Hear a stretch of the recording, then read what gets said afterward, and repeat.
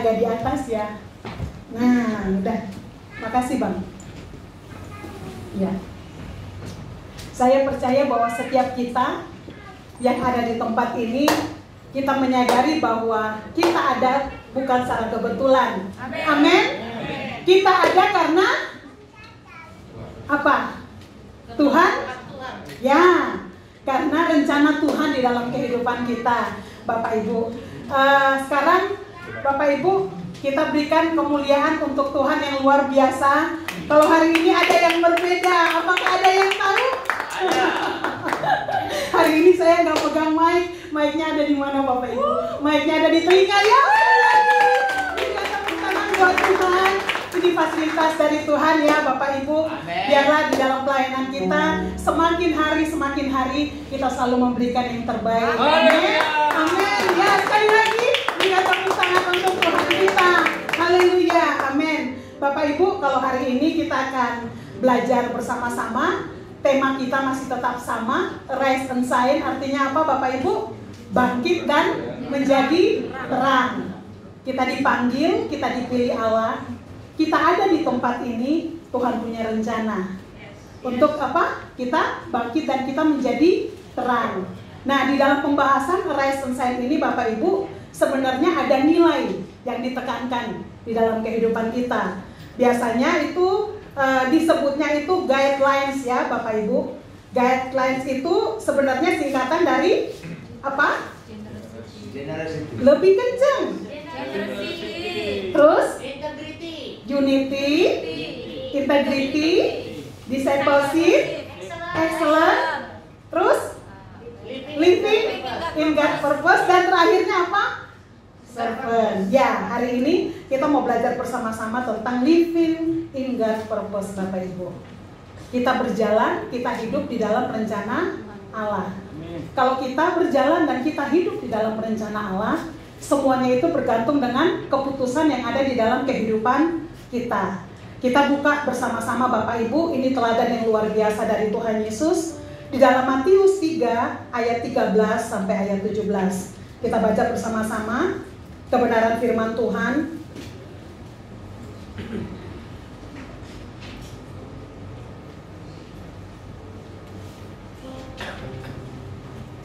Matius 13 ayat 13 sampai dengan ayat 17.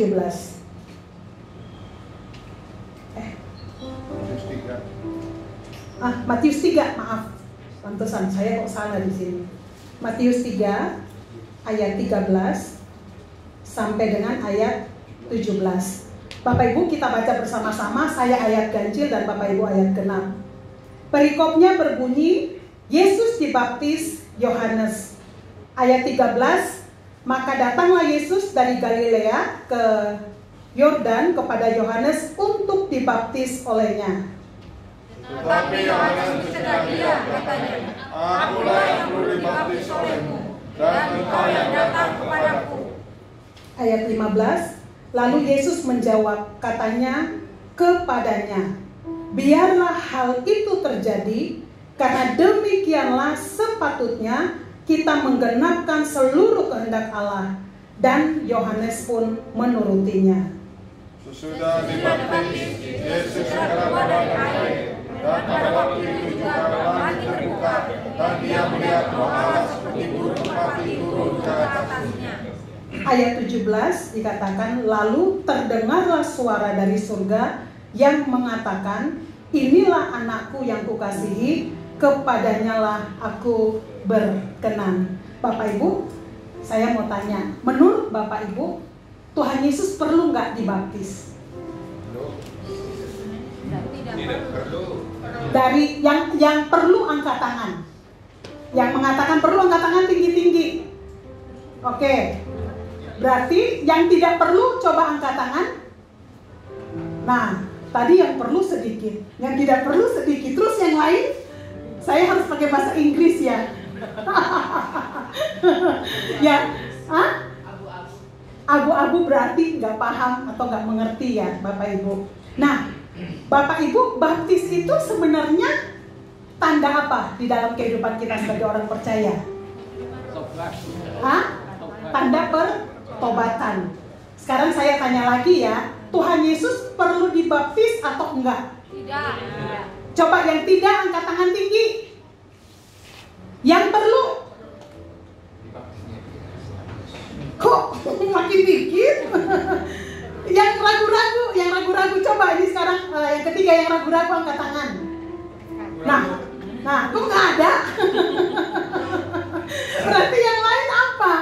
Ya, Bapak Ibu sebenarnya Tuhan Yesus nggak perlu dibaptis. Kenapa Bapak Ibu? Karena Tuhan Yesus kan nggak berdosa. Kalau kita perlu dibaptis itu karena tanda pertobatan. Kita menyatakan bahwa kita bertobat dan kita mau hidup di dalam hidup yang baru. Dikatakan bahwa kita ditenggelamkan, artinya semua dosa-dosa kita itu dikuburkan, terus kita dibangkitkan dan kita hidup dengan hidup yang baru. Berarti Tuhan Yesus tidak perlu dibaptis. Nah, tapi di sini Tuhan Yesus mengatakan di dalam ayat 15, biarlah hal itu terjadi karena demikianlah sepatutnya kita menggenapkan seluruh kehendak Allah. Bapak Ibu, untuk menggenapkan seluruh kehendak Allah, Tuhan Yesus akhirnya mau dibaptis oleh Yohanes. Yohanes sebenarnya tahu nggak bahwa Tuhan Yesus harus dibaptis? Dia sebenarnya dia paham bahwa Tuhan Yesus adalah Tuhan. Di situ dijawab Yohanes bahwa sebenarnya harusnya Yohanes yang dibaptis dengan Tuhan Yesus. Tetapi karena Tuhan Yesus menjawab, biarlah supaya kehendak Allah itu tergenapi, di dalam berikutnya dikatakan bahwa dan Yohanes pun menurutinya. Berarti Yohanes mau untuk membaptis Tuhan Yesus. Dan kita lihat selanjutnya pada saat Tuhan Yesus setelah dibaptis itu dikatakan dari surga bahwa inilah anakku yang kukasihi, kepadanya lah aku berkenan. Ini bentar ya Bapak Ibu. Bapak Ibu, di sini kita melihat teladan dari Tuhan Yesus. Gak mau ya Pak? Ya. Bapak Ibu, di sini kita melihat dari Tuhan Yesus bahwa pada saat Tuhan Yesus mau taat untuk melakukan seluruh kehendak Tuhan, menggenapkan seluruh rencana Allah di dalam kehidupan ya Tuhan Yesus di sini sebenarnya untuk melakukan ketaatan itu ada kondisi, ada situasi yang seringkali bertentangan dengan pikiran atau akal kita secara manusia. Ya Bapak Ibu, nanti kita akan lanjut di dalam pembahasan berikutnya. Ini harusnya kemana sih? Kanan, ke sana. Ya ke sana ya, ke situ ya. Kanan kiri. Nah, di sini Bapak Ibu kalau dikatakan bahwa fase kehidupan kita di dalam hidup kita ini, kalau kita ada di tempat ini sebenarnya karena kita mengambil keputusan untuk kita mau datang di tempat ini. Di dalam kehidupan kita banyak keputusan-keputusan yang harus kita ambil. Ada keputusan yang penting, sangat penting, yang berhubungan dengan masa depan. Ada keputusan sehari-hari yang kita bisa ambil, istilahnya kita seperti contoh misalnya mau pakai baju apa, perlu tanya Tuhan kan nggak perlu. Tetapi kalau kita istilahnya mau bekerja di mana, mau milih jodohnya siapa untuk masa depan, kita perlu bertanya kepada Tuhan. Nah, di sini dikatakan bahwa dalam setiap fase kehidupan ada banyak pilihan. Apabila pilihan kita benar dan sesuai dengan rencana Tuhan, maka kita sedang menggenapi kehendak Allah. Tapi ini dikatakan bahwa kalau keputusan kita benar. Tadi kita sudah melihat contoh ya Bapak Ibu dari Tuhan Yesus memberikan contoh kepada kita, sekalipun dia adalah Tuhan, dia mau dibaptis. Tujuan dia dibaptis itu apa Bapak Ibu? Untuk menggenapkan rencana Allah. Di sini dikatakan oleh Jim Elliot bahwa God always give His best to those who live the choice with Him. Artinya apa Bapak Ibu? Allah selalu memberikan yang terbaik di dalam kehidupan kita. Kalau kita memilih untuk berjalan di dalam rencana Allah. Kalau kita mengambil keputusan untuk taat, kita mengambil keputusan untuk berjalan di dalam kehendak Allah, tidak ada yang perlu kita takutkan, karena dikatakan bahwa Tuhan memberikan yang terbaik di dalam kehidupan kita. Nah, dikatakan bahwa ada 3 hal yang terjadi ketika hidup kita menggenapi rencana Allah. Ada 3 hal ya Bapak Ibu. Yang pertama, di dalam Matius 3 ayat 16, Matius 3 ayat 16, itu dikatakan bahwa kita hidup dengan surga yang terbuka. Pada saat Tuhan Yesus keluar dari kolam saat setelah dibaptis, dikatakan bahwa langit terbuka dan ia melihat Roh Allah seperti burung merpati turun ke atasnya. Sebelum kita lanjut, saya minta tolong untuk Bang Yos, ada satu slide yang saya persiapkan Bapak Ibu. Jadi di sini kita akan melihat hidup dengan, kalau kita hidup di dalam ketaatan, kita hidup dengan surga yang terbuka. Kalau kita hidup dengan ketidaktaatan, kita tidak melakukan apa yang menjadi kehendak Tuhan di dalam hidup kita, dikatakan bahwa kita hidup dengan surga yang tertutup. Kita akhir-akhir ini waktu membaca SMA, Bapak Ibu, saya sangat diberkati dengan 2 tokoh yang luar biasa ya Bapak Ibu. 2 tokoh yang kita tahu raja yang hebat ya di dalam zaman perjanjian lama. Ini langsung semua ya Bang Yos, nggak ada yang satunya, nggak ada yang satu-satu itunya. Yang pertama kita lihat 2 tokoh. Saul itu mewakili dari surga tertutup dan Daud itu mewakili dari surga yang terbuka. Kita lihat pertama kenapa Saul hidup dengan surga yang tertutup Bapak Ibu. Kita sama-sama buka di dalam 1 Samuel 13 ayat 1 sampai 14. Kita baca ya Bapak Ibu. Jadi kita nanti tahu alur ceritanya seperti bagaimana sehingga Saul bisa sampai di dalam keadaan yang kalau saya waktu baca itu bisa sampai nangis ya waktu endingnya, pada saat Tuhan udah gak berbicara, Nabi udah gak berbicara, dia harus mengambil keputusan penting karena ada rakyat yang bersama-sama dengan dia ya, seperti itu. Kita buka dalam 1 Samuel 13 ayat 1 sampai 14, kita akan baca. Mungkin ada yang bisa membacakan bagi kita. Bisa baca dengan suara yang keras. 1 Samuel 13 ayat 1 sampai ayat 14. Saul berumur sekian tahun ketika ia menjadi raja. 2 tahun ia memerintah atas Israel. Saul memilih 3.000 orang dari antara orang Israel. 2.000 orang ada bersama-sama dengan Saul di Mikmas dan di pegunungan Betel. Sedang 1.000 orang ada bersama-sama dengan Yonatan di Gibea Benyamin. Tapi selebihnya dari rakyat itu disuruhnya pulang masing-masing ke rumahnya. Yonatan memukul kalah pasukan pendudukan orang Palestina yang ada di Geba. Dan hal itu terdengar oleh orang Palestina. Karena itu Saul menyuruh meniup sangkakala di seluruh negeri. Sebab pikirnya, biarlah orang berani mendengarnya. Demikianlah seluruh orang Israel mendengar kabar bahwa Saul telah memukul kalah pasukan pendudukan orang Palestina. Dan dengan demikian orang Israel dibenci oleh orang Palestina. Kemudian dikerahkanlah rakyat itu untuk mengikuti Saul ke Gilgal. Adapun orang Palestina telah berkumpul untuk berperang melawan orang Israel dengan 3.000 kereta, 6.000 orang pasukan berkuda dan pasukan berjalan kaki, sebanyak pasir di tepi laut. Mereka bergerak menuju berkemah di Mikmas di sebelah timur Bet Ewen. Makasih Bu. Di sini kita lihat ya Bapak Ibu, pasukannya dari Saul ada berapa tadi? 3.000. Yang 2.000-nya bersama-sama siapa? Saul. 1.000-nya bersama Yonatan. Tetapi di sini orang Filistin dikatakan berapa banyak Bapak Ibu? Seperti pasir di. Ya, itu artinya pasukan orang Filistin begitu sangat banyak.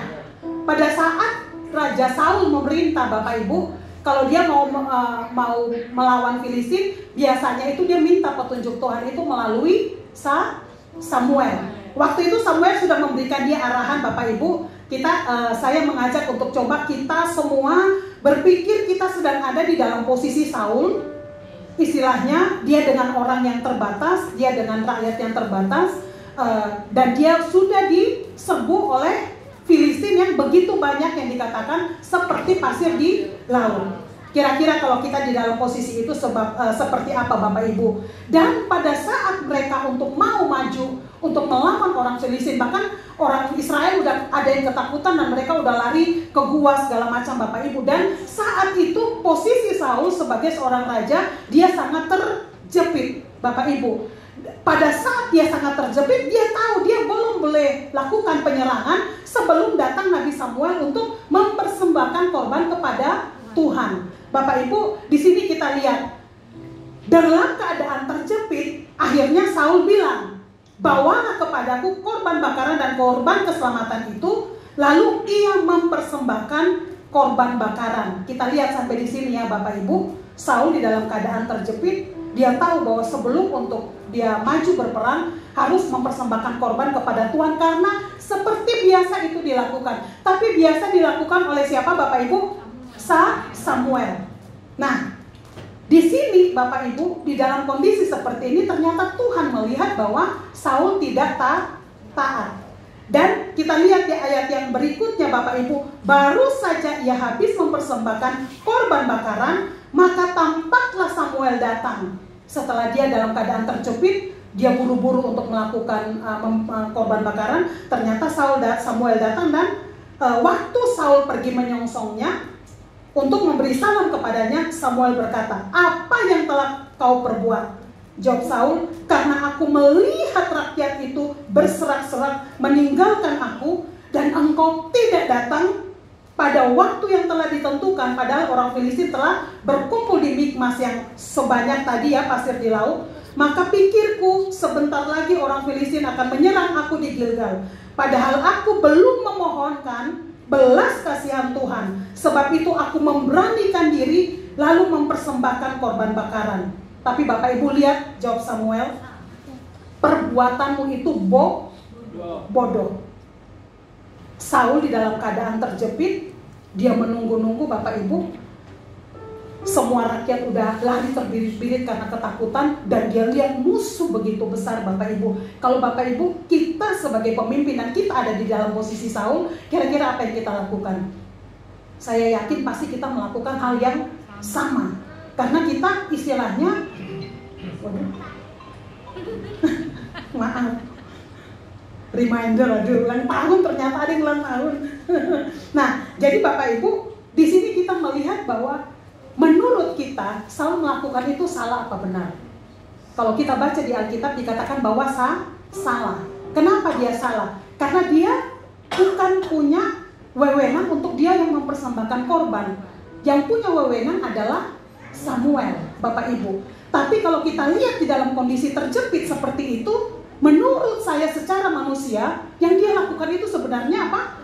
Gak salah, karena udah terjepit, udah. Bapak Ibu bicara soal ketaatan Bapak Ibu, seringkali kita ada di dalam posisi terjepit, rasanya udah gak bisa buat apa-apa, dan kita mengambil keputusan untuk melakukan hal yang menurut kita benar, tapi sebenarnya itu kita tidak taat. Tadi di dalam firman pada saat Tuhan Yesus mau dibaptis dikatakan bahwa menggenapkan seluruh apa? Rencana Allah. Di dalam kehidupan kita Bapak Ibu, terkadang hal-hal yang baik itu menarik kita keluar daripada hal yang terbaik yang sebenarnya Tuhan siapkan di dalam kehidupan kita. Saya waktu baca ini Bapak Ibu, saya waktu baca SMA ini saya kayak ngerasa seringkali Bapak Ibu sebagai pemimpin, Bapak Ibu, pemimpin ini mungkin suami atau pemimpin di dalam gereja atau pemimpin di dalam dalam pekerjaan kita, atau kita sebagai pemimpin di dalam Kersel, atau kita sebagai pemimpin dimanapun yang Tuhan tempatkan. Seringkali kita ada di dalam posisi-posisi sulit yang harus kita lakukan, yang harus kita ambil dalam tempo waktu yang sesingkat-singkatnya, Karena begitu banyak orang yang ada di belakang kita, Bapak Ibu. Dan di sini dikatakan ternyata Tuhan gak berkenan, Bapak Ibu. Samuel bahkan marah, dan kalau kita lihat selanjutnya itu dikatakan bahwa waktu Saul melakukan itu, akibatnya kerajaanmu tidak akan tetap. Kalau kita lihat secara logika, Bapak Ibu, sebenarnya kan yang dia lakukan benar, karena dia dalam posisi terjepit. Tapi di dalam kita mengikut Tuhan, ada hal-hal yang mungkin kita anggap gak apa-apa lah, cincai. Tapi sebenarnya itu sedang menarik kita keluar daripada kehendak Tuhan, Bapak Ibu. Saya nggak ngerti apapun yang saat ini yang Bapak Ibu sedang pergumulkan, Bapak Ibu. Tapi pada saat kita nggak taat, seringkali kita nggak akan peka dengan apa yang Tuhan katakan, apa yang Tuhan perintahkan di dalam kehidupan kita. Saat kita punya hubungan yang dekat dengan Tuhan, Bapak Ibu, kadang-kadang kita melihat status orang aja, kita bisa nangis loh. Kenapa? Karena Tuhan berbicara kepada kita melalui status yang gak sengaja lewat. Bapak Ibu, nanti kita lihat akhir endingnya, Bapak Ibu, di dalam, kita balik lagi, kita lihat ya, di dalam ini, Bapak Ibu. Nanti saya minta Bapak Ibu baca ayat ini. Kalau yang baca SMA, dengan cerita saya saat sekarang ini, kita ngikutinnya enak ya, karena di dalam hari terakhir ini ya memang ini yang sedang dibahas. Bahkan tadi malam pun itu kita masih melihat Daud itu Tuhan janji untuk mengokohkan kerajaannya, dan Tuhan bilang dia tidak akan melakukan seperti Saul ya, Bapak Ibu ya. Nah, ini dikatakan. Dan yang kedua, Bapak Ibu, di sini mau saya penekanan di dalam kehidupan kita tentang ketidaktaatan. Kadang-kadang kita lakukan karena berdalih untuk kebaikan, atau mungkin berdalih untuk hal-hal rohani. Kita lihat di dalam 1 Samuel 15 ayat 2 sampai 3. Dan ini dua dosa ini yang dilakukan Saul, Bapak Ibu, akibatnya sangat-sangat tragis di dalam akhir hidupnya. Dan jangan sampai Bapak Ibu, kita sebagai anak-anak Tuhan, kita rajin melayani, kita punya jabatan yang luar biasa, tapi ternyata ending akhir hidup kita gak ada apa-apa karena kita gak taat kepada Tuhan. Kita harus berpikir panjang. Di dalam 1 Samuel 15 ayat 2 sampai 3, mungkin Bapak Ibu ada yang sudah dapat, bisa baca dengan cepat ya. 1 Samuel 15 ayat 2 dan 3. Beginilah firman Tuhan semesta alam, aku akan membalas apa yang dilakukan orang Amalek kepada orang Israel, karena orang Amalek menghalang-halangi mereka ketika orang Israel pergi dari Mesir. Jadi pergilah sekarang, kalahkan orang Amalek, tumpaslah segala yang ada padanya, dan janganlah ada belas kasihan kepadanya. Bunuhlah semuanya, laki-laki maupun perempuan, kanak-kanak maupun anak-anak yang menyusu, lembu maupun domba, unta maupun keledai. Kita lompat lanjut ya di dalam ayat benar, di dalam ayat 9 ya kalau nggak salah ya Bapak Ibu. Saya lihat slide yang. Tetapi Saul dan rakyat itu menyelamatkan Agag dan kambing domba dan lembu-lembu yang terbaik dan tambun, pula anak domba dan segala yang berharga. Tidak mau mereka menumpas semuanya itu, tetapi segala hewan yang tidak berharga dan yang buruk, itulah yang ditumpas mereka. Ya, sampai ayat 11. Lalu datanglah firman Tuhan kepada Samuel demikian.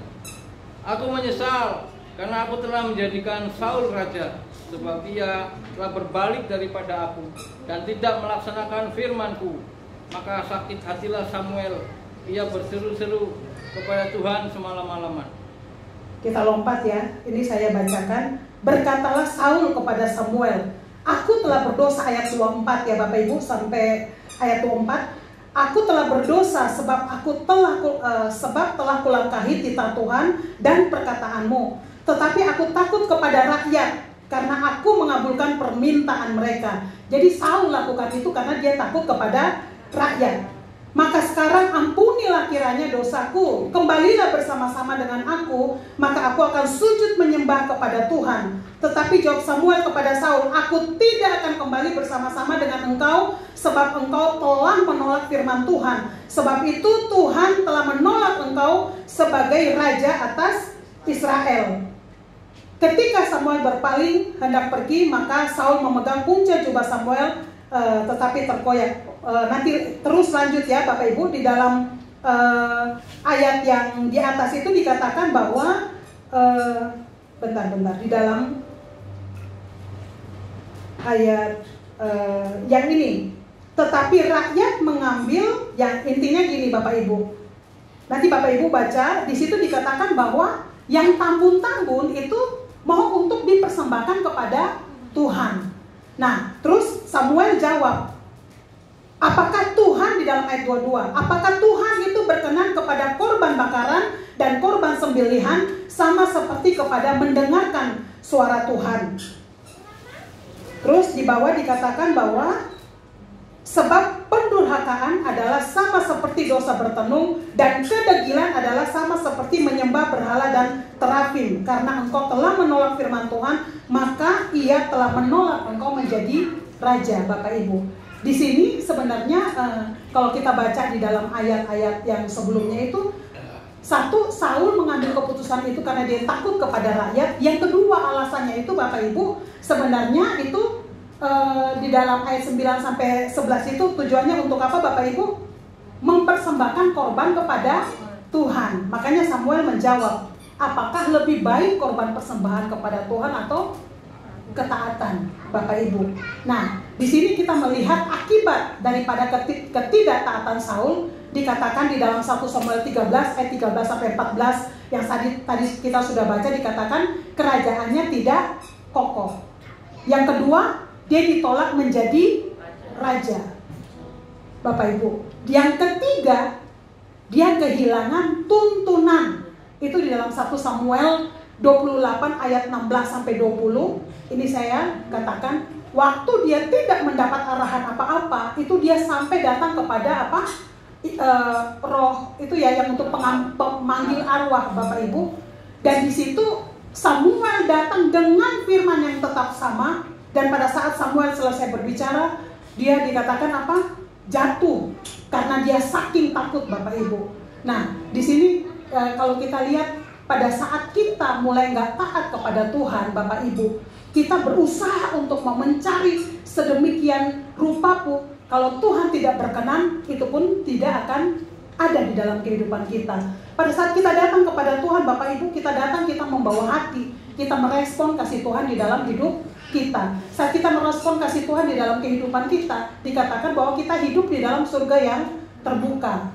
Nah, di sini Bapak Ibu kita melihat ciri-ciri ya Bapak Ibu. Nanti Bapak Ibu baca untuk ayat-ayat ini, dikatakan bahwa Saul tidak mendapat tuntunan Tuhan karena Roh Tuhan telah mundur dari Saul. Bapak Ibu, Roh Kudus di dalam hidup kita bisa hilang nggak? Sebenarnya selama kita percaya Yesus Tuhan, Roh Kudus tetap ada di dalam hidup kita, tapi suaranya kita udah nggak dengar. Karena apa Bapak Ibu? Suaranya semakin lama, kita pertama mungkin deg-degan waktu lakukan dosa, tapi kita selalu tebas, lama-lama Roh Kudus mau teriak seperti apapun, kita udah nggak dengar. Kenapa? Karena kita udah bangun benteng, kita udah bangun tembok, kita berpikir pemikiran kita yang benar. Seperti itu Bapak Ibu ya. Jadi ini di sini yang kita lihat di dalam kehidupan kita Bapak Ibu, seringkali kalau dikatakan bahwa kita hidup di dalam roh dan hidup di dalam daging. Pada saat kita terus hidup di dalam daging Bapak Ibu, otomatis roh akan mati. Artinya Roh Kudus ada, tapi dia udah gak ada suaranya Bapak Ibu di dalam kehidupan kita. Dan pada saat kita sudah tidak mendengar apa-apa dari Tuhan, arahan Tuhan, keputusan kita, apapun yang kita lakukan tuh kita akan merasanya menjadi kosong. Seperti itu di dalam hidup kita. Nah, kedua dikatakan bahwa ciri-ciri itu dia bangkit amarah dengan sangat kepada siapa Bapak Ibu? Daud. Saat Roh Tuhan undur daripada Saul, yang ada dia cemburu, dia iri, dia marah kepada Daud. Dia melihat Daud, dia marah, padahal sebenarnya Daud ini ada di dekat dia. Pada saat roh jahat datang dan Daud memain kecapi Bapak Ibu, dikatakan bahwa roh jahat itu akan undur dan Saul ini akan menjadi tenang. Tetapi pada saat dia melihat bahwa Daud lebih diurapi, Daud lebih dipakai, karena dia mendengar Saul mengalahkan beribu-ribu, Daud mengalahkan berlaksa-laksa, itu bisa bikin dia marah luar biasa. Seringkali di dalam kehidupan kita Bapak Ibu, kalau kita sudah mulai jauh dari Tuhan, kita sudah nggak mendapat tuntunan Tuhan di dalam kehidupan kita, kita bisa lihat nggak ada yang baik di dalam diri orang lain. Kita bisa lihat keadaan nggak ada yang baik. Semuanya salah, salah, dan salah.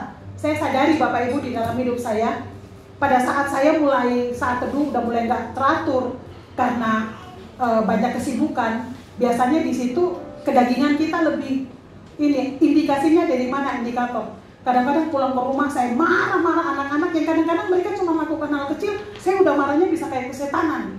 Suami saya ngomong atau apa itu bisa kayak gitu Bapak Ibu. Tapi di situ saya belajar bahwa saya udah terlalu capek. Saya udah kurang nih waktu sama Tuhan Bapak Ibu. Itu saya merasa indikasi-indikator di dalam kehidupan pada saat kita mulai jauh dari Tuhan Bapak Ibu. Biasanya kita akan lebih melakukan hal-hal yang seringkali bertentangan dengan kehendak Tuhan. Karena kehendak keinginan daging dan keinginan roh itu berlawanan. Jadi pada saat roh kita udah gak kasih makan, otomatis yang menguasai kita adalah keinginan daging. Nah, kita lihat Daud. Kalau tadi ini Daud, nanti karena kita akan bicara surga terbuka dan surga tertutup Bapak Ibu. Bapak Ibu, kita lihat contoh tokoh Alkitab supaya nanti di dalam slide berikutnya kita mengerti ya Bapak Ibu. Ketaatan Daud, dia bergantung pada Tuhan. Bapak Ibu, kalau kita baca di dalam Perjanjian Lama, kita baca tentang Daud saat dia maju berperang itu dia gak pernah kalah Bapak Ibu. Tapi dia perang satu, dia menang, tapi dia mau perang yang berikutnya itu dia selalu bertanya kepada Tuhan. Kita melihat bergantungnya Daud kepada Tuhan seperti bagaimana ya Bapak Ibu. Ini menjadi poin di dalam kehidupan kita sebagai para pelayan Tuhan. Kadang-kadang kan kita udah sering WL, kita udah sering bawa firman, gampang. Jadi kita udah mengandalkan apa? Kekuatan kita. Kita udah gak tanya Tuhan lagi, kita udah gak doa lagi, udah gak puasa lagi. Pokoknya kita berdiri aja karena pasti Tuhan urapi, pasti Tuhan pakai. Padahal kalau waktu kita kecil, oke lah, pertama gak apa-apa.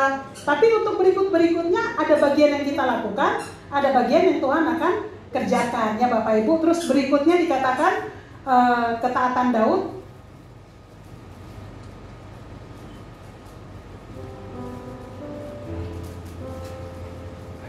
Gak mau ya? Oh iya. Dia tidak dendam, tetap menghormati Saul sebagai raja.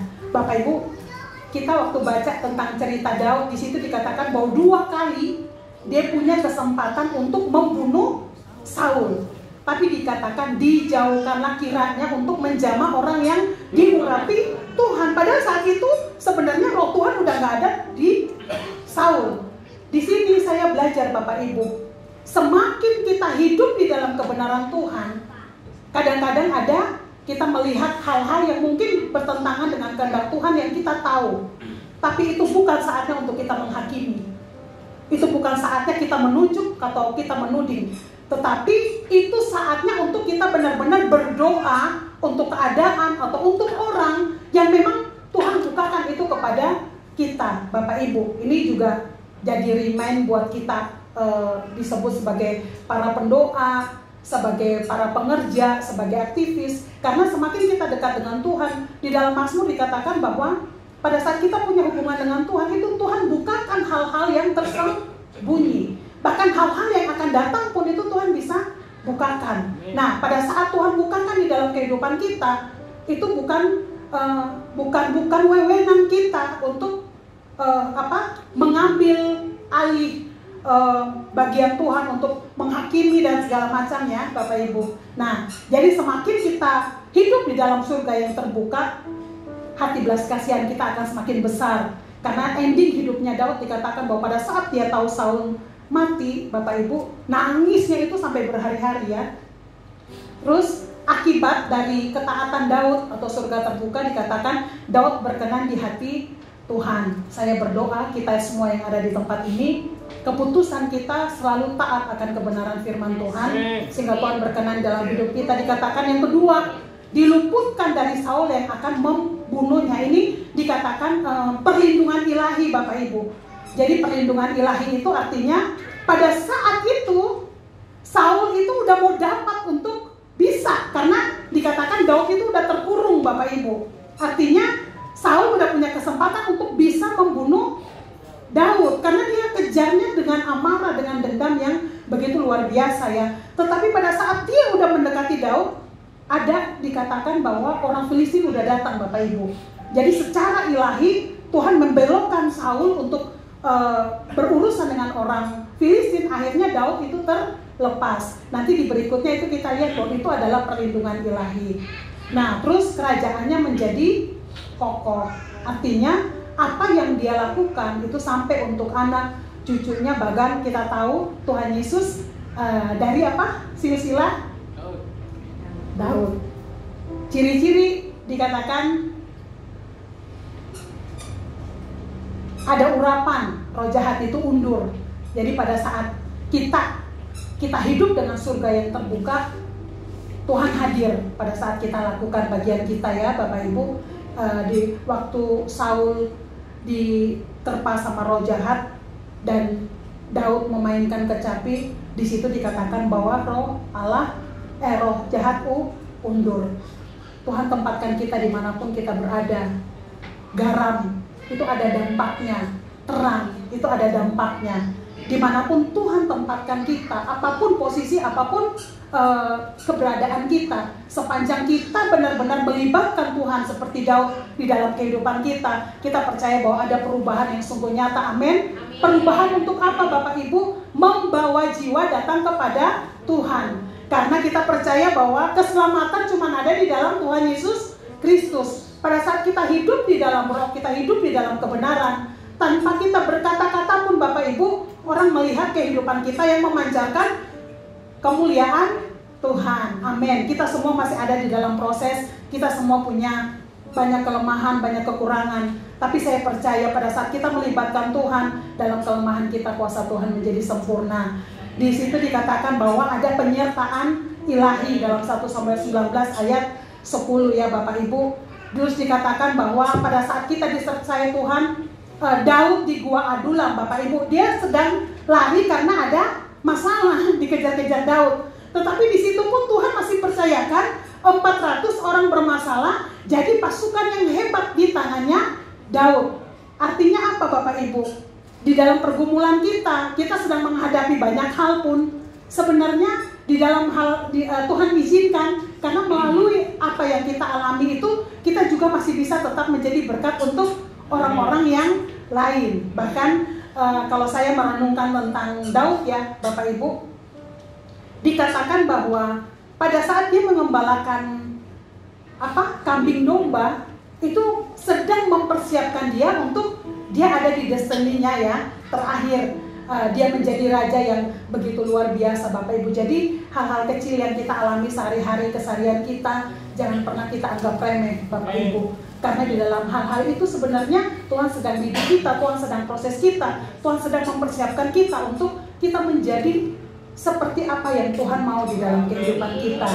Oke, kita kembali ke slide Bang Yos. Jadi ini Bapak Ibu maksudnya dua tokoh tentang Saul dan Daud yang menggambarkan tentang surga yang tertutup dengan surga yang terbuka. Ini artinya kita akan mengalami kehidupan yang supranatural atau mengalami mukjizat. Tadi Daud ya, kita udah tahu Daud mengalami hal-hal supranatural atau mukjizat yang tadi saya katakan istilahnya di dalam waktu dia hampir ditangkap sama Saul, tapi supranatural dia akhirnya terlepas. Terus dikatakan bahwa kita hidup dalam pemeliharaan secara ilahi. Ya, pemeliharaan secara ilahi itu artinya kita mungkin ngerasa biasa Bapak Ibu, tapi kita nggak tahu bahwa sebenarnya mungkin pada saat kita berjalan, kalau tanpa perlindungan Tuhan, mungkin kita bisa ngalamin kecelakaan. Saya kemarin beberapa hari lalu sempat lihat status Mami Caroline ya, yang pemadam kebakaran ya. Terus ada orang yang jatuh, nggak sengaja orangnya jatuh di belakang mobil dan digilas mobil pemadam.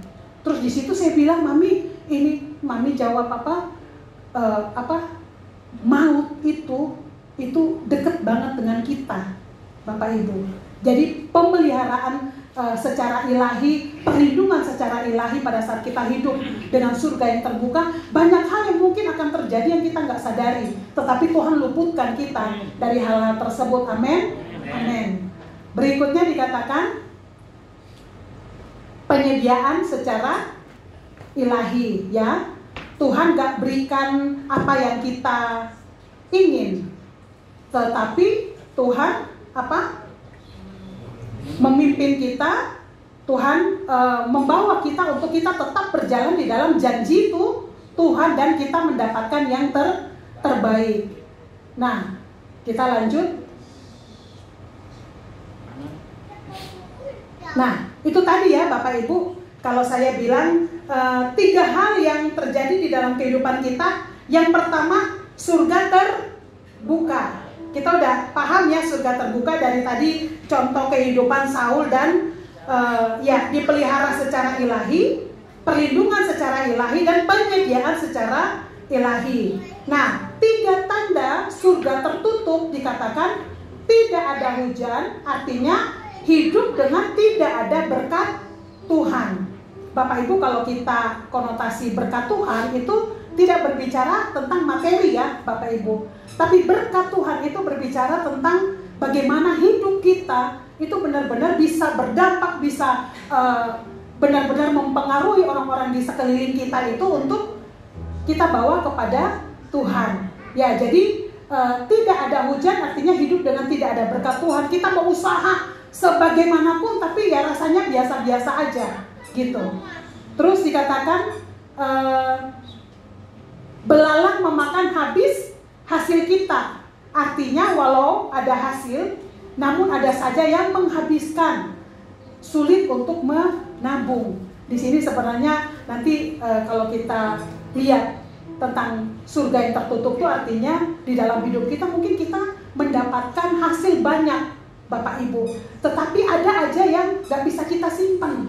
Misalnya entah untuk sakit, entah untuk apa yang sebenarnya itu gak penting. Kalau kita taat, mungkin itu gak akan terjadi di dalam kehidupan kita. Saya ingat waktu lalu saya sempat ngobrol sama suami saya. Maksudnya saat kita gak taat, kayak contoh misalnya kita digerakkan Tuhan untuk memberkati seseorang, tetapi kita penuh di dalam pikiran kita itu kita banyak berpikir, mempertimbangkan, akhirnya kita nggak memberkati Bapak Ibu. Terkadang berkat itu sebenarnya Tuhan titipkan untuk orang tersebut melalui kita, tetapi karena kita nggak taat, itu pun juga nggak akan jadi bagian kita.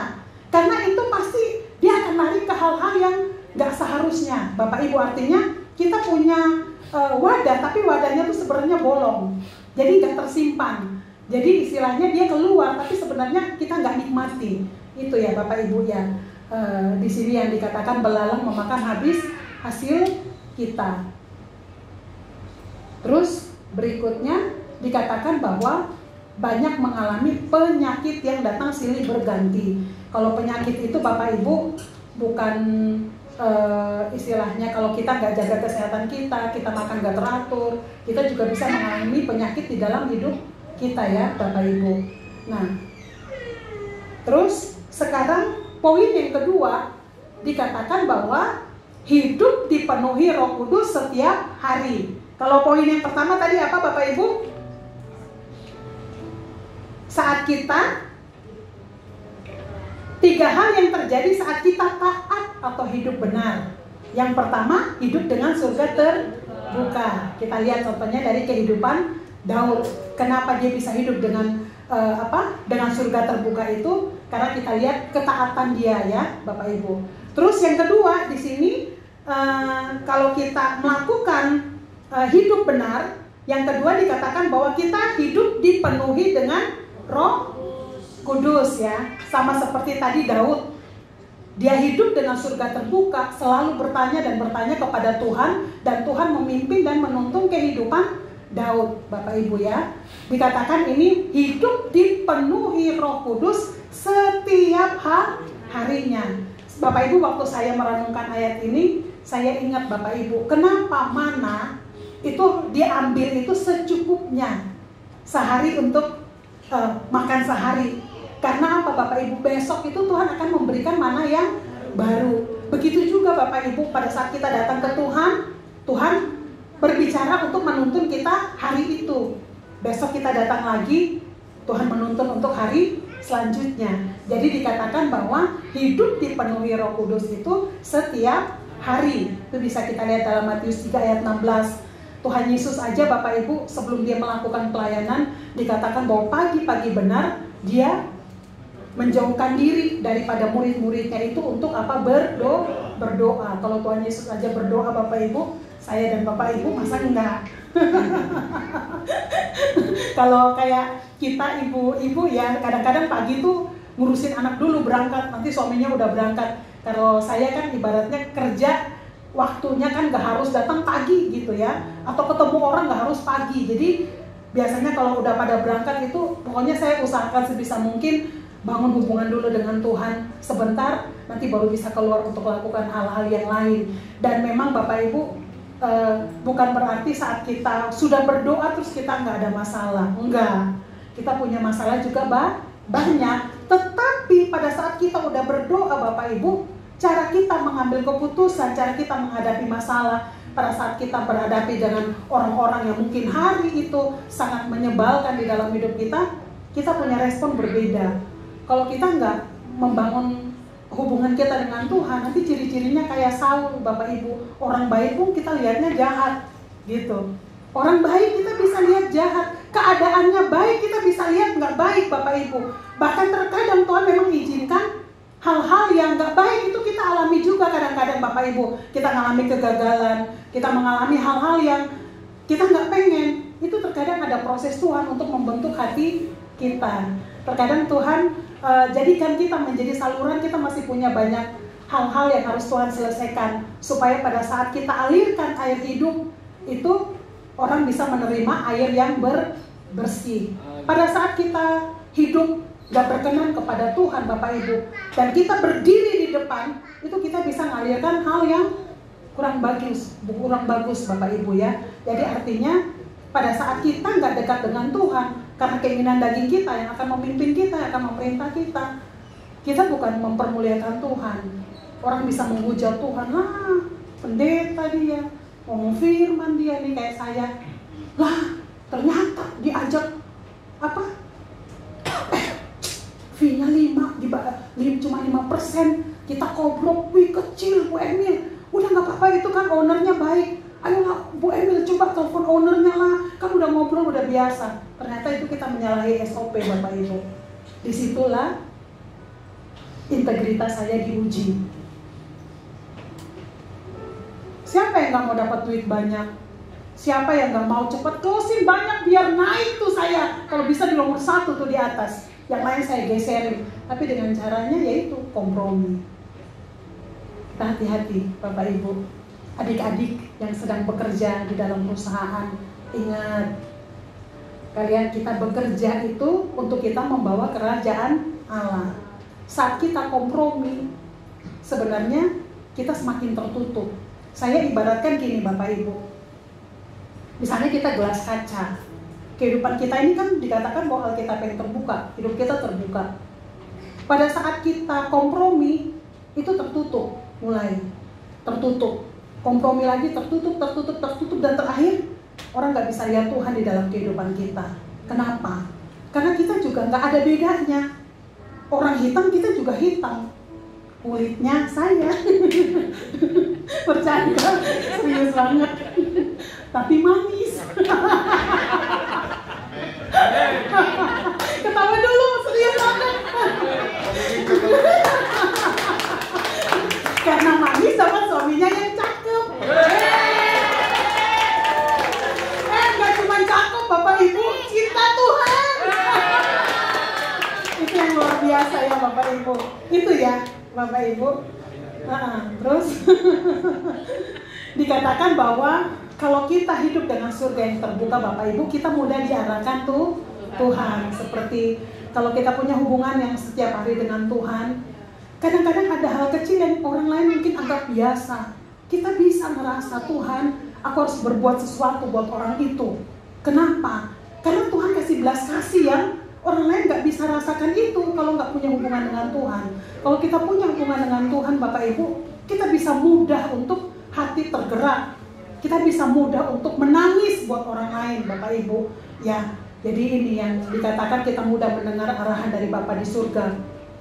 Saya diingatkan, Bapak Ibu, kehidupan kita yang sesungguhnya itu bukan saat ini. Dikatakan bahwa kita hidup di dunia ini kita cuma sementara. Kehidupan kita yang kekal itu jauh lebih penting daripada kehidupan saat ini. Sebenarnya banyak hal yang terjadi di dalam kehidupan kita yang mungkin bertentangan dengan yang kita inginkan. Itu sebenarnya Tuhan sedang menyelamatkan kita untuk kita tetap ada di hidup kekal, Bapak Ibu. Seringkali kita masih ada di dalam dunia, takaran kita, cara berpikir kita, itu kadang nggak beda, Bapak Ibu, dengan orang-orang yang ada di dalam dunia ini. Dikatakan bahwa kita ini adalah anak-anak kerajaan surga. Kita hidup anak-anak kerajaan berarti kita harus hidup dengan SOP-nya surga, sekalipun kita masih ada di dalam dunia. Kita kemarin waktu Kersel Taman Pesona Serang, ayat firman tuh dibawakan sama Mas Agung ya. Mas Agung mana? Mas Agung itu bicara tentang sempurna. Karena Bapa sempurna, kita pun juga harus sempurna. Di situ saya katakan bahwa konsep sempurna, kebenaran yang kita tahu itu kita lakukan maksimal. Itu yang dinamakan sempurna. Pada saat Tuhan datang, kita semua akan menjadi sempurna seperti Bapa adalah sempurna, Bapak Ibu. Jadi pada saat kita punya hubungan yang dekat dengan Tuhan, Bapak Ibu, kita mudah diarahkan dan kita bisa mempermuliakan Tuhan melalui kehidupan kita. Dikatakan bahwa pada saat kita memiliki Roh Kudus di dalam kehidupan kita, itu lebih dari pada apapun untuk kita hidup sesuai dengan apa yang Tuhan mau di dalam kehidupan kita. Roh Kudus, Bapak Ibu, pada saat kita terima Tuhan Yesus sebagai Tuhan dan Juru Selamat, Roh Kudus itu ada di dalam hidup kita. Roh Kudus, tadi saya katakan bahwa pada saat kita nggak taat, apakah dia nggak ada? Tidak, tetap selalu ada di dalam kehidupan kita, cuman kepekaan kita yang akan berkurang. Saya ingat Yohanes 16 ayat 13 dikatakan bahwa Roh Kudus akan memimpin kita untuk hidup dalam segala kebenaran, seluruh kebenaran Tuhan. Dan yang akan memampukan itu bukan kita, Bapak Ibu, tapi yang memampukan kita adalah Tuhan. Pada saat kita hidup dipenuhi dengan Roh Kudus, kita akan mudah menolak dosa. Ya, kayak tawaran-tawaran yang menjanjikan, kita akan mudah menolak. Kenapa? Karena kita lebih memilih untuk taat. Dan ada kekuatan dari Roh Kudus di dalam kehidupan kita untuk menguatkan kita, menolong kita untuk kita menolak dosa.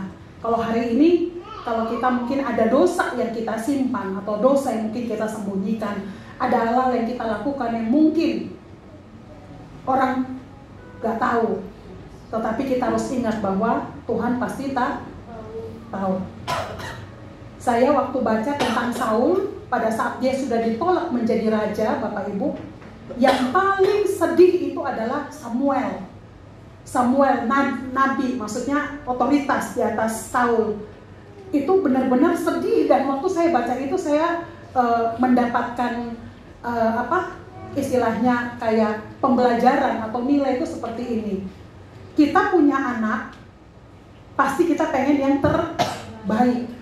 Pada saat kita nasihatin anak nggak dengar, itu pasti yang paling sedihnya siapa, Bapak Ibu? Orang tua. Nah, begitu juga Bapak Ibu di dalam kehidupan kita, Roh Kudus. Pada saat kita dinasihatin dan kita nggak nurut, yang paling dikatakan Roh Kudus berduka, Bapak Ibu. Jadi di dalam kehidupan kita, pada saat Tuhan inginkan untuk kita hidup sesuai dengan dikatakan panggilan Allah, sebenarnya kita nggak berjalan sendiri. Ada Roh Kudus yang menolong kita, memampukan kita. Tapi seberapa Roh Kudus bisa maksimal dalam hidup kita, tergantung keputusan kita. Dan keputusan kita itu yang akan menunjukkan apakah kita hidup dengan surga yang tertutup atau kita hidup dengan surga yang terbuka. Sebab keinginan roh bertentangan dengan keinginan daging. Kalau ada dosa yang kita sembunyikan, berarti kita lebih menurut keinginan daging daripada keinginan roh. pada saat kita hidup di dalam surga yang terbuka, dikatakan bahwa kita mudah mengerti firman Tuhan, karena Roh Kudus yang mengartikan maksud firman Tuhan tersebut.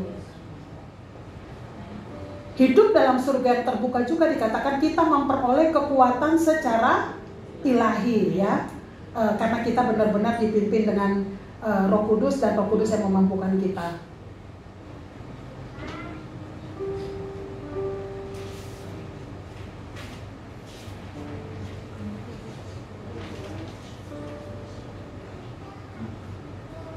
Berikutnya, yang ketiga, pada saat kita hidup melakukan apa yang Tuhan mau, atau kita hidup sesuai dengan rencana Allah. Yang pertama tadi, kita hidup dengan apa Bapak Ibu? Surga terbuka. Yang kedua, ya. Yang ketiga dikatakan memperoleh afirmasi dari surga, bahwa kita salah satu pribadi yang dikasihi oleh Tuhan, dan hidup kita berkenan kepada Tuhan. Kita ingat Bapak Ibu, ada hamba yang setia dan hamba yang tidak setia. Ada hamba yang benar, ada hamba yang jahat. Dan saya berdoa setiap kita di tempat ini, pada saat kita dipanggil Tuhan kembali, Tuhan katakan, masuklah hai anakku, engkau hamba yang baik, engkau hamba yang setia. Amin. Amin. Tapi untuk tetap menjadi hamba yang setia tadi, kita harus hidup dipenuhi dengan Roh Kudus, ya Bapak Ibu. Terus yang terakhir dikatakan bahwa kalau kita berkenan di hadapan Tuhan, maka kita akan menerima apa? Ya, favor dari Tuhan, sehingga kita akan dibedakan dari yang lain. Saat kita hidup sesuai dengan apa yang Tuhan mau, pasti akan terjadi perbedaan. Bapak Ibu ingat perumpamaan Tuhan Yesus tentang ilalang dan gandum. Ilalang dan gandum, Bapak Ibu, pada saat dia bertumbuh bersama-sama, pemilik kebunnya bilang apa? Jangan dicabut ilalangnya. Kenapa? Karena takut gandum pun ikut tercabut. Artinya apa Bapak Ibu? Ilalang atau gandum itu kita lihat gak ada perbedaan secara kasat mata, tetapi yang akan membedakan itu terakhir ilalang akan dibuang, dicabut, dan dibakar. Gandum bermanfaat. Artinya di dalam kehidupan kita Bapak Ibu, keputusan-keputusan kita itu menentukan seperti apa kita nantinya Bapak Ibu. Kalau kita hari ini ada di tempat ini, kita hari ini ada dengan keberadaan kita, saya percaya bahwa ada keputusan-keputusan yang sudah benar yang kita lakukan di dalam kehidupan kita. Biarlah kita terus berdoa, kita terus berharap kepada Tuhan, kita terus minta kekuatan dan kepekaan dari Tuhan Bapak Ibu, supaya apapun keadaannya, kita tetap hidup di dalam panggilan Allah, atau kita tetap hidup di dalam rencana Allah. Saya ingat Bapak Ibu, pada saat kita mau menggenapkan rencana Allah Bapak Ibu, iblis pun gak akan diam. Tuhan Yesus aja itu digoda atau dicobai di padang gurun. Apalagi kita di dalam kehidupan kita Bapak Ibu. Istilahnya banyak hal yang bisa membuat kita untuk kita bisa keluar dari panggilan Tuhan, dari rencana Tuhan. Itu dalam keputusan kita sehari-hari. Apakah kita mau taat kepada Tuhan, kita mau peka dengar suara Tuhan, atau kita lebih menuruti ego kita atau keinginan kita, yang membuat kita tetap ada menggenapkan rencana Allah. Walaupun mungkin seperti Tuhan Yesus waktu dia mau dibaptis, yang kita udah lihat ayatnya, secara logika, secara itu kayaknya harusnya nggak seperti itu.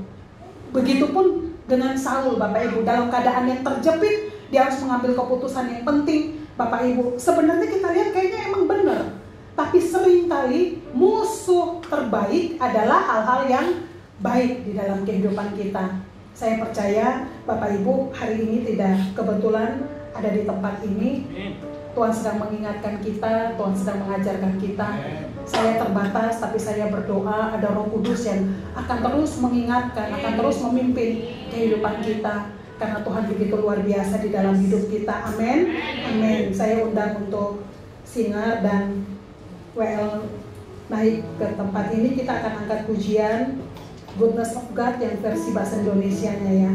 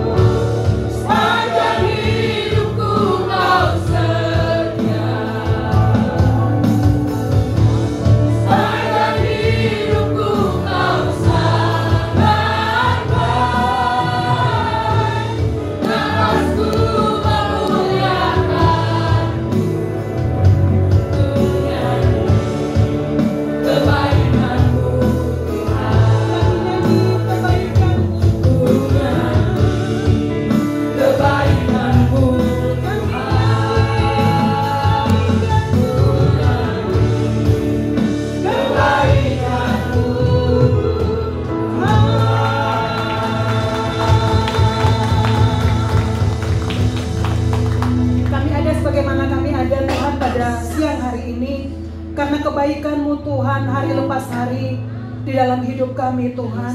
Tuhan, kami sungguh membutuhkan Engkau dalam hidup kami. pimpinanmu, tuntunanmu, Roh Kudusmu di dalam hidup kami Bapa. Untuk kami benar-benar menggenapkan semua rencanamu di dalam hidup kami Tuhan. Tuhan, kami sadari bahwa dengan kekuatan kami tidak mampu. Kami mengangkat tangan kami di hadapan-Mu pada pagi hari ini Tuhan. Kami membutuhkan Engkau Tuhan, kami membutuhkan pimpinan-Mu, kami membutuhkan penyertaan-Mu Tuhan. Penyertaan ilahi, pemeliharaan ilahi, penyediaan ilahi Tuhan di dalam kehidupan kami. Kami mau hidup dengan surga yang terbuka Tuhan. Dengan surga yang tertutup Tuhan kami akan capek. Kami tidak bisa menggenapkan rencana-Mu. Kami berdoa Tuhan pada pagi hari ini, setiap kami yang ada di tempat ini Tuhan, kami hidup dengan surga yang terbuka di dalam nama Tuhan Yesus Kristus. Roh Kudus, Engkau akan mengingatkan, akan memimpin kami dalam seluruh kebenaran-Mu Tuhan. Kuatkan kami Tuhan, untuk kami peka di dalam hidup kami, mengalahkan hal baik Tuhan, karena terbaik Tuhan kami dapatkan daripada Engkau Tuhan. Terima kasih Tuhan, terima kasih. Biarlah Roh Kudus-Mu terus bekerja di dalam hati dan hidup kami Tuhan. Biarlah pada saat Tuhan Engkau datang yang kedua kali, pada saat Engkau memanggil kami kembali, kami didapatkan menjadi hamba yang setia dan taat Tuhan kepada Engkau Tuhan. Tuhan, terima kasih Tuhan, kami rindu kehidupan kami menyenangkan Engkau Tuhan. Kehidupan kami Tuhan bersinar Tuhan untuk mempermuliakan Engkau Bapa, membawa banyak jiwa Tuhan. Dimanapun Engkau tempatkan kami menjadi garam, kami menjadi terang Tuhan. Membawa banyak jiwa datang kepada Engkau Tuhan untuk mempermuliakan Engkau Tuhan. Terima kasih Tuhan, terima kasih. Sungguh kami bersyukur Tuhan kepada Engkau Tuhan. Tuhan, kami bersyukur untuk para pemimpin kami yang ada di tempat ini Tuhan. Untuk Pak Sabar Tuhan dan keluarga, untuk Pak Yuda dan keluarga Tuhan. Berkati hamba-hamba-Mu Tuhan, perlindungan yang daripada Engkau, penyertaan daripada Engkau Tuhan, mengalir Tuhan dalam kehidupan hamba-hamba-Mu Tuhan. Segala pergumulan, segala apapun yang saat didoakan Tuhan pada hari-hari ini, Engkau menjadi jawaban, Engkau membela, Engkau mengangkat Tuhan kehidupan mereka, mempermuliakan Engkau Tuhan di dalam nama Tuhan Yesus Kristus. Berkati setiap usaha, berkati setiap bisnis Tuhan yang mereka lakukan Tuhan. Tuhan, terima kasih untuk setiap para pengerja-Mu, terima kasih untuk setiap aktivis-Mu Tuhan. Terima kasih untuk setiap anak-anak-Mu Tuhan yang sudah melayani Engkau Tuhan. Untuk imam musik Tuhan, untuk penari Tuhan, untuk usher Tuhan, untuk kolektan Tuhan, untuk multimedia Tuhan, untuk sound Tuhan, untuk semua orang-orang yang terlibat di dalam pelayanan pada pagi hari ini. Tuhan, berkati Tuhan di dalam nama Tuhan Yesus Kristus. Tuhan, semua surga yang terbuka Tuhan mengalir di dalam nama Tuhan Yesus Kristus. Kalau kami datang dengan tangan kosong, kami pulang Tuhan dengan berkat yang berlipat Tuhan yang daripada Engkau ya Bapa. Terima kasih Tuhan, berkati rumah tangga, berkati usaha, berkati Tuhan di dalam nama Tuhan Yesus Kristus. Tuhan, kami berdoa untuk gereja-Mu Tuhan di tempat ini Tuhan, untuk segala aktivitas-aktivitas yang dilakukan, setiap kegiatan-kegiatan yang dilakukan Tuhan di dalam gereja-Mu. Tuhan, kami rindu Tuhan itu tidak sekedar rutinitas Tuhan, itu bukan kegiatan mingguan Tuhan, tapi kami rindu pada saat kami melakukan aktivitas dalam gereja-Mu, kami bertemu Tuhan dengan Engkau secara pribadi Tuhan. Semua bangkit Tuhan di dalam nama Tuhan Yesus Kristus. Kalau Engkau dapati kami Tuhan pada saat ini Tuhan, kami sedang ada di dalam surga yang tertutup di dalam nama Tuhan Yesus Kristus. Bangkit di dalam nama Tuhan Yesus Kristus Tuhan. Keluarga yang mungkin saat ini sedang dalam pergumulan, permasalahan, usaha bisnis yang saat ini mungkin sedang macet Tuhan, kami berdoa semuanya kembali Tuhan di dalam nama Tuhan Yesus Kristus. Setiap jemaat-Mu Tuhan yang ada di tempat ini, mereka adalah milik-Mu Tuhan. Engkau bekerja secara luar biasa dalam kehidupan jemaat-Mu, membawa setiap anak-anak-Mu hidup mengasihi Engkau Tuhan, mengandalkan Engkau Tuhan untuk mempermuliakan akan nama-Mu ya Bapa. Terima kasih Tuhan untuk kehadiran-Mu dalam ibadah kami Tuhan pada pagi hari ini. Untuk ibadah kedua kami serahkan ke dalam tangan-Mu. Setiap kami anak-anak-Mu yang akan tetap melayani Engkau Tuhan, Engkau urapi dengan cara dan kuasa-Mu. Urapan yang baru mengalir di dalam nama Tuhan Yesus Kristus Tuhan. Terima kasih Tuhan, terima kasih. Mari kita datang, kita mengangkat tangan kita mengangkat hati kita kepada Tuhan. Kita mau pulang dengan membawa berkat yang terbaik daripada Allah Bapa. Setiap kita yang datang dalam pergumulan akan kembali di dalam keadaan Tuhan memberikan jalan keluar yang terbaik. Yang datang dalam keadaan sakit, akan sembuh di dalam nama Tuhan Yesus Kristus. Yang datang dalam keadaan apapun pulang dengan membawa berkat yang terbaik daripada Tuhan Yesus. Di dalam nama Tuhan Yesus kita mengangkat tangan kita, berkat, perlindungan, penyertaan daripada Allah Bapa mengalir di dalam kehidupan kita, penyertaan daripada Tuhan Yesus Kristus, persekutuan yang manis dengan Allah Roh Kudus menyertai kehidupan kita hari ini, esok, sampai Tuhan Yesus datang kedua kali. Di dalam nama Tuhan Yesus yang siap menerima berkat yang terbaik daripada Tuhan, kita semua katakan